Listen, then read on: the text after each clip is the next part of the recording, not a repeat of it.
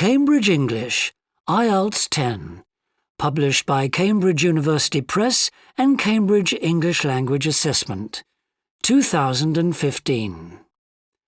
This recording is copyright. CD 2. Test 3. You will hear a number of different recordings and you will have to answer questions on what you hear. There will be time for you to read the instructions and questions, and you will have a chance to check your work. All the recordings will be played once only. The test is in 4 sections. At the end of the test, you will be given 10 minutes to transfer your answers to an answer sheet. Now turn to Section 1. Section 1. You will hear a conversation between the director of a childcare centre and a parent enrolling her child in the centre. First, you have some time to look at questions 1 to 6.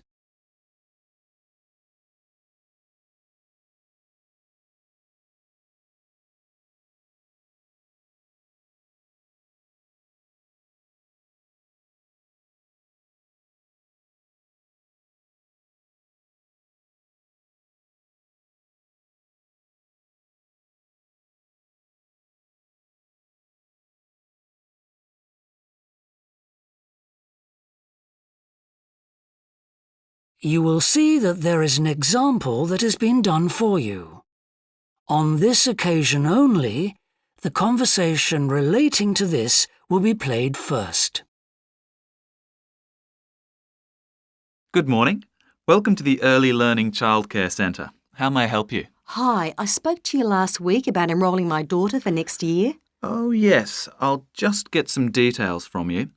So, you're her mother? That's right. And can I have your name? It's Carol Smith.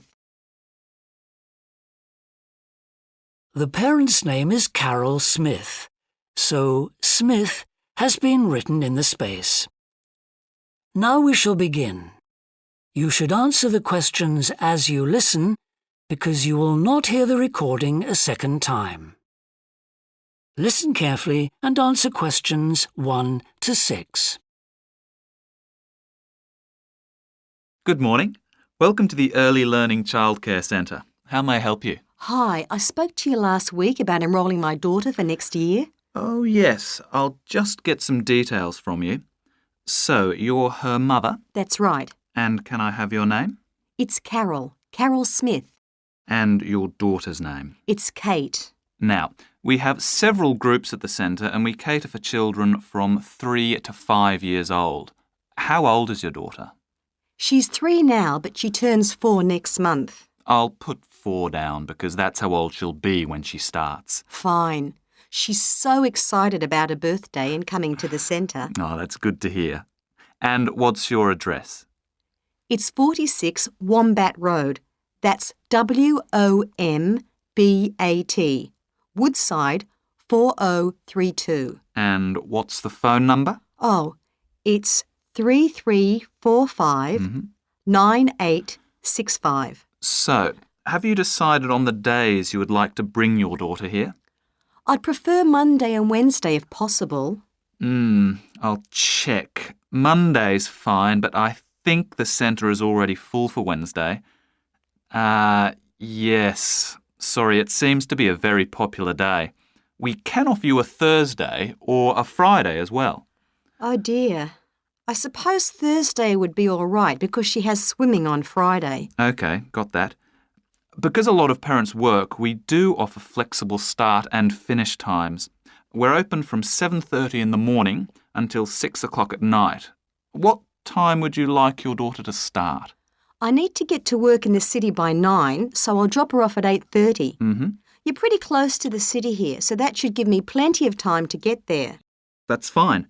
Now, we also need to decide which group she'll be in. We have 2 different groups and they're divided up according to age. There's the green group, which is for 3 to 4-year-olds, and then there's the red group, which is for 4 to 5-year-olds.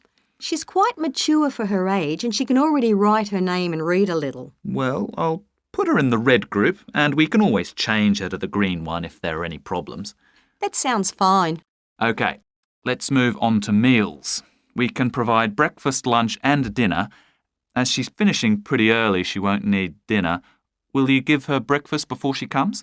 Yes, she'll only need lunch. Before you hear the rest of the conversation, you have some time to look at questions 7 to 10.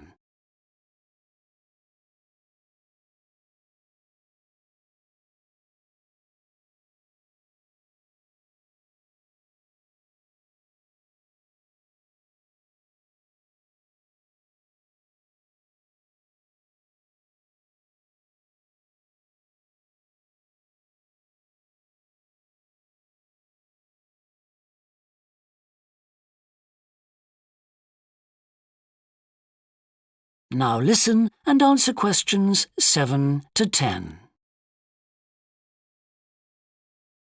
Now, does she have any medical conditions we need to know about? Does she have asthma or any hearing problems, for example?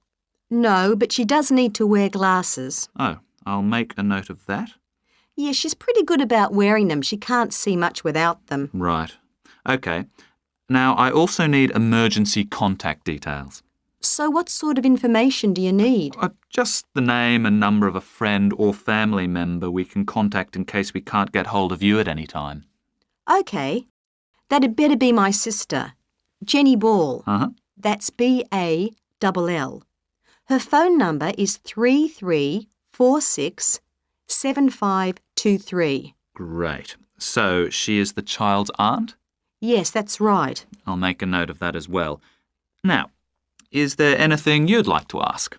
What about payment? How much are the fees each term? Well, for 2 days and the hours you've chosen, that will be $450 altogether. OK, and do I have to pay that now? No, we send out invoices once the children start at the centre. You can choose to pay at the end of each term, or we do offer a slightly discounted rate if you pay every month. Oh, I'll do that then. I find it easier to budget that way, and I'm not used to the term dates just yet. Good. It makes it a lot simpler for us as well. Well, that's everything. Would you like me to show you around the centre? We can go. That is the end of section 1. You now have half a minute to check your answers.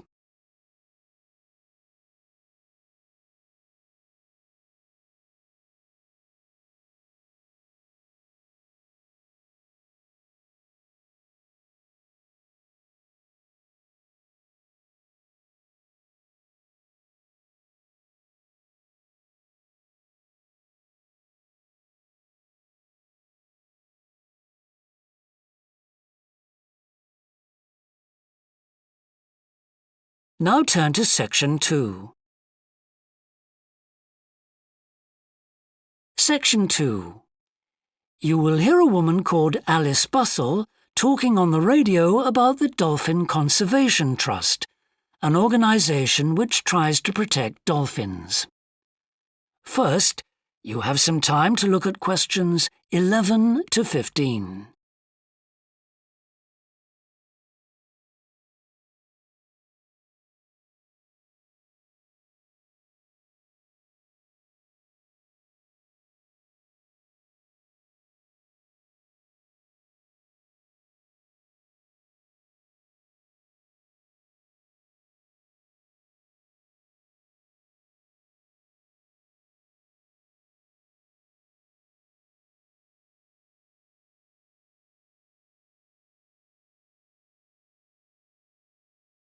Now listen carefully and answer questions 11 to 15.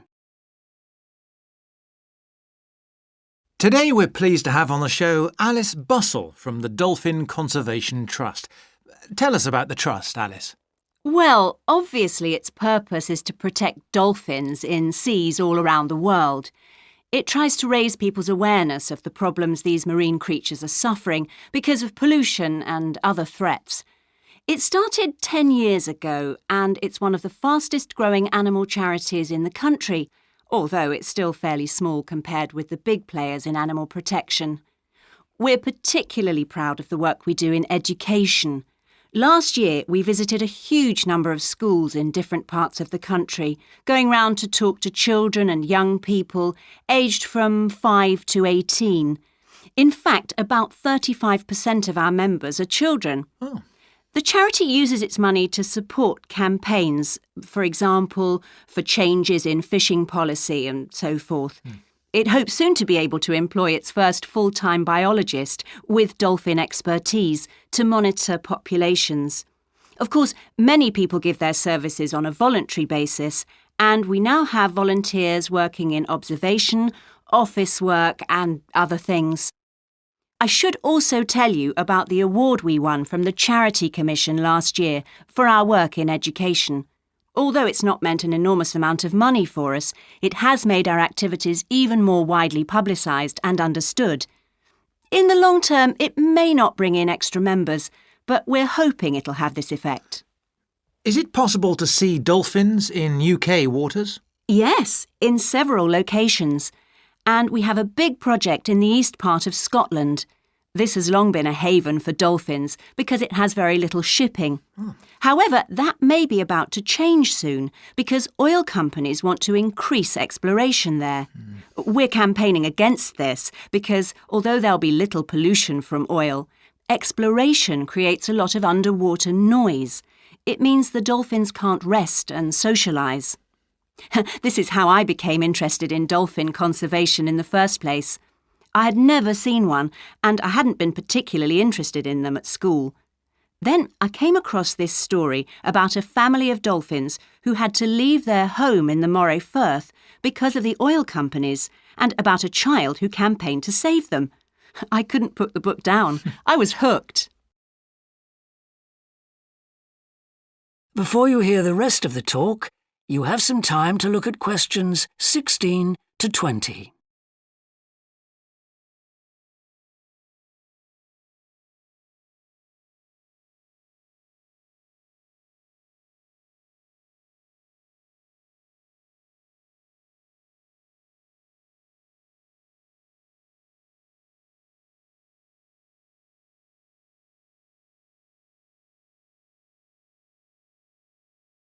Now listen and answer questions 16 to 20. I'm sure our listeners will want to find out what they can do to help. You mentioned the Adopt a Dolphin scheme. Can you tell us about that? Of course. People can choose one of our dolphins to sponsor. They receive a picture of it and news updates. I'd like to tell you about 4 which are currently being adopted by our members: Moondancer, Echo, Kiwi and Samson. Unfortunately, Echo is being rather elusive this year and hasn't yet been sighted by our observers, but we remain optimistic that he'll be out there soon. All the others have been out in force. Samson and Moondancer are often photographed together, but it's Kiwi who's our real character, as she seems to love coming up close for the cameras, and we've captured her on film hundreds of times. They all have their own personalities. Moondancer is very elegant and curves out and into the water very smoothly, whereas Samson has a lot of energy. He's always leaping out of the water with great vigour. You'd probably expect him to be the youngest. He's not quite. That's Kiwi. But Samson's the latest of our dolphins to be chosen for the scheme. Kiwi makes a lot of noise, so we can often pick her out straight away. Echo and Moondancer are noisy too, but Moondancer's easy to find because she has a particularly large fin on her back, which makes her easy to identify. So, yes, they're all very different. Well, they sound a fascinating group. And how would you go about...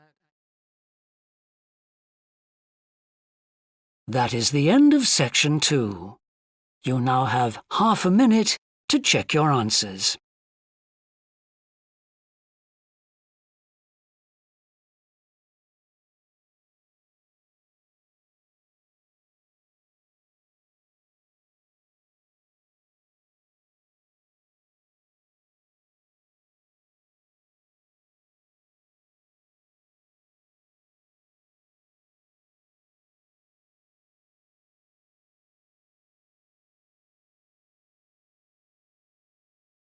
Now turn to section 3. Section 3. You will hear a student called Rob, who is in the first year of a theatre studies course, talking to another student called Mia, who's in the fourth year of the same course. First, you have some time to look at questions 21 to 25.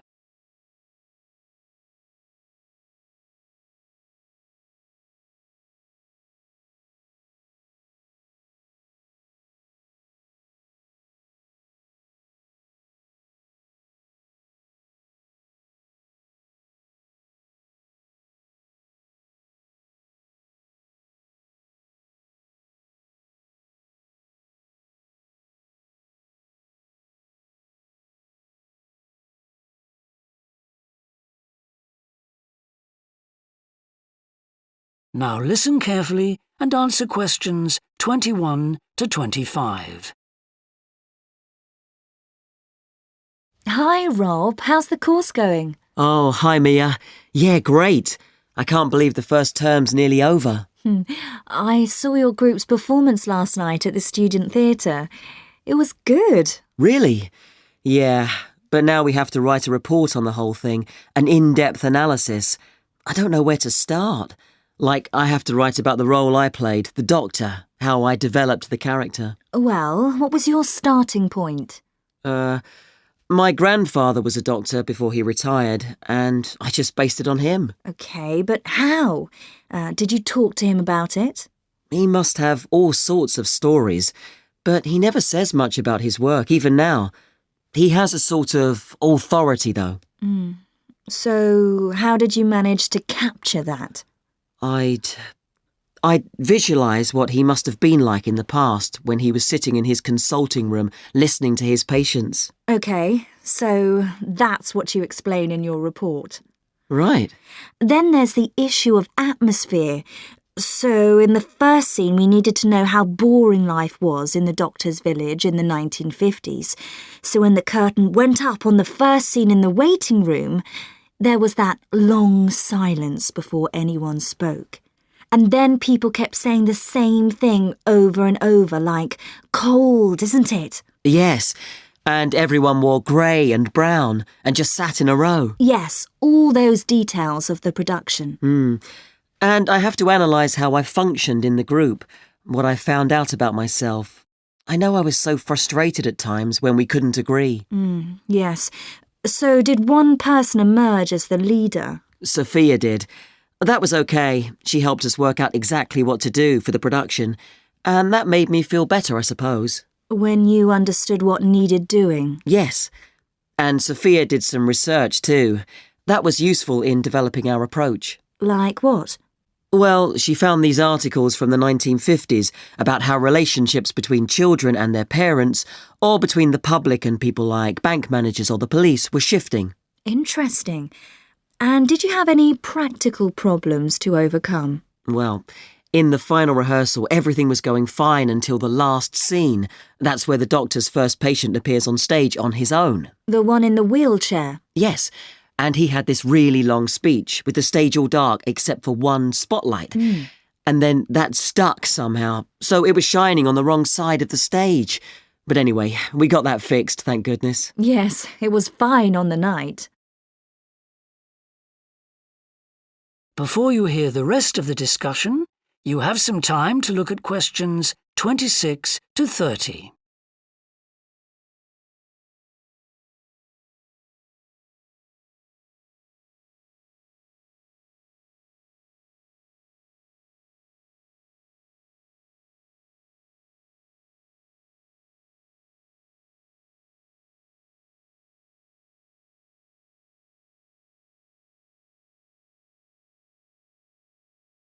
Now listen and answer questions 26 to 30. But while you're here, Mia, I wanted to ask you about the year abroad option.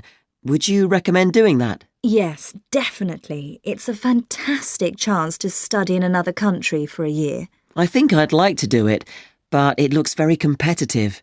There's only a limited number of places. Yes. So, next year, when you're in the second year of the course, you need to work really hard in all your theatre studies modules. only students with good marks get places. You have to prove that you know your subject really well. Right. So how did you choose where to go? Well, I decided I wanted a programme that would fit in with what I wanted to do after I graduate. So I looked for a university with emphasis on acting rather than directing, for example. It depends on you. Then about 6 months before you go, you have to email the scheme coordinator with your top 3 choices. I had a friend who missed the deadline and didn't get her first choice, so you do need to get a move on at that stage. You'll find that certain places are very popular with everyone. And don't you have to write a personal statement at that stage? Yes. Right. I'll get some of the final year students to give me some tips. Maybe see if I can read what they wrote. I think that's a very good idea. I don't mind showing you what I did. And while you're abroad, don't make the mistake I made.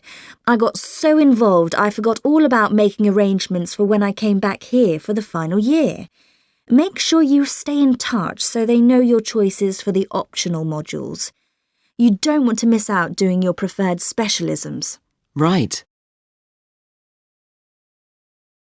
That is the end of section 3.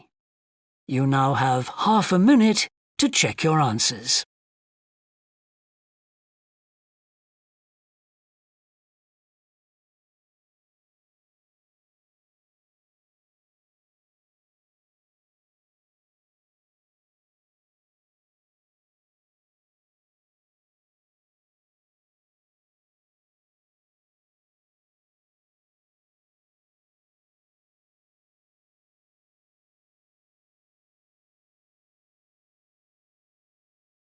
Now turn to section 4. Section 4. You will hear part of a lecture about leadership introducing a theory called self-regulatory focus theory. First, you have some time to look at questions 31 to 40.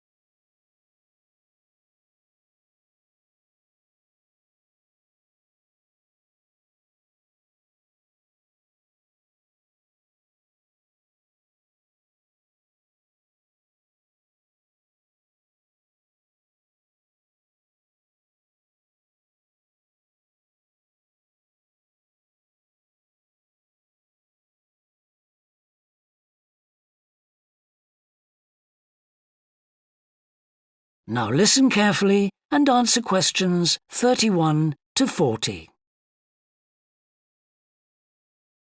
Today, I want to talk about self-regulatory focus theory and how the actions of leaders can affect the way followers approach different situations. Self-regulatory focus theory is a theory developed by Torrey Higgins. He says that a person's focus at any given time is to either approach pleasure or avoid pain.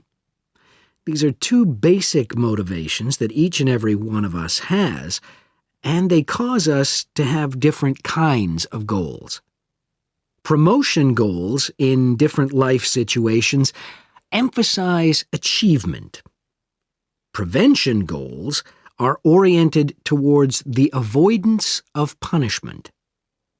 In a specific situation, our thoughts might focus more on promotion goals or more on prevention goals. The theory suggests that 2 factors affect which goals we are focusing on. First, there is a chronic factor. This factor is connected to a person's personality and says that each person has a basic tendency to either focus more on promotion goals or focus more on prevention goals, as part of his or her personality. Second, there is a situational factor, which means that the context we are in can make us more likely to focus on one set of goals or the other. For example, we are more likely to be thinking about pleasure and to have promotion goals when we are spending time with a friend. In contrast, if we are working on an important project for our boss, we are more likely to try to avoid making mistakes and therefore have more prevention goals in our mind. Research has shown that the goals we are focusing on at a given time affect the way we think. For example, when focusing on promotion goals, people consider their ideal self, their aspirations and gains. They don't think about what they can lose, so they think in a happier mode. They feel more inspired to change. When people are focusing on prevention goals, they think about their ought self. What are they supposed to be? What are people expecting from them? They consider their obligations to others. As a result, they experience more anxiety and try to avoid situations where they could lose.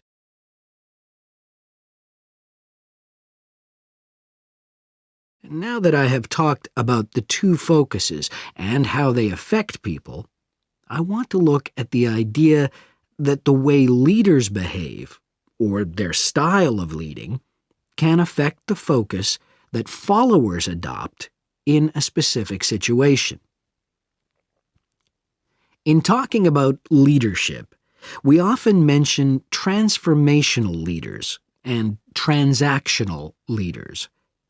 Transformational leaders, when interacting with their followers, focus on their development. In their words and actions, transformational leaders highlight change. Their speech is passionate and conveys a definitive vision. All of these things can encourage followers to think about what could be. In other words, they inspire a promotion focus in their followers. In contrast, transactional leaders focus on developing clear structures that tell their followers exactly what is expected of them. While they do explain the rewards people will get for following orders, they emphasize more how a follower will be punished, or that a follower won't get rewarded if his or her behavior doesn't change. In short, they emphasize the consequences of making a mistake. This emphasis will clearly lead followers to focus on avoiding punishment and problems. This is clearly a prevention focus. In conclusion, it is important to understand that one focus is not necessarily better than the other one. For a designer who works in a field where a lot of innovation is needed, a promotion focus is probably better. In contrast, a prevention focus, which causes people to work more cautiously and produce higher quality work, might be very appropriate for a job like a surgeon, for example. The main point of the research, though, is that the actions of leaders can greatly influence whether people approach a situation with more of a promotion focus or more of a prevention focus. That is the end of section 4. You now have half a minute to check your answers.